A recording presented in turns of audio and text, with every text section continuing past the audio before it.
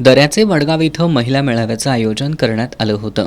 यावेळी युवराज्ञी संयोगिताराजे छत्रपती यांनी शाहू फुले आंबेडकरांच्या विचारानं श्रीमंत शाहू महाराज छत्रपती पुढे जात असून त्यांना साथ देणं आपलं कर्तव्य असल्याचं सांगितलं।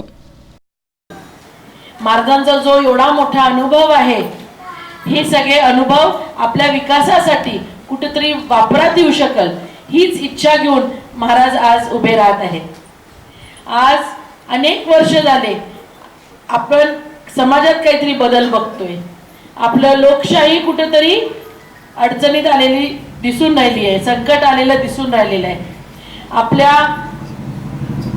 समाजात कुठेतरी तेढ निर्माण होत आहे। कोल्हापुरात 2 वर्ष आधीपर्यंत आपण म्हणायचो की इथं दंगली होत नाहीत, आमच्या कोल्हापुरात जाती दंगली होत नाहीत, पण आपल्या 2 वर्ष आधी आपण एवढी भयानक गोष्ट बघितली आणि त्याच्यासाठी स्वतः महाराज पुढे उभे होते आणि सलोखा मीटिंग मध्ये त्यांनी स्वतः त्याच्यात भाग घेतला। आज आपला समाज टिकला तर आपण टिकणार आहे। अनिल मुळीक यांनी दऱ्याचे वडगाव गावातून महाराजांना मताधिक्य देण्याचा विश्वास व्यक्त केला।